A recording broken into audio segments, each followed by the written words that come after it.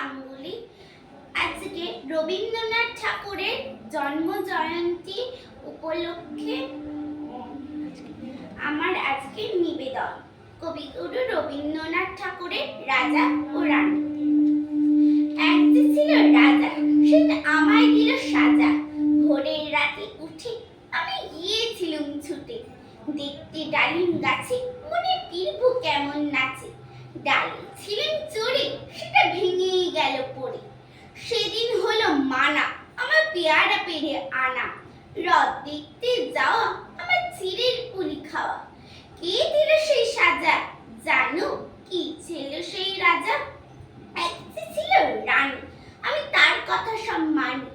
সাজার খবর পেয়ে আমায় দেখলো কে বলছে, বললে না তো কিছু, কেবল মুক্তি করেন নিচু।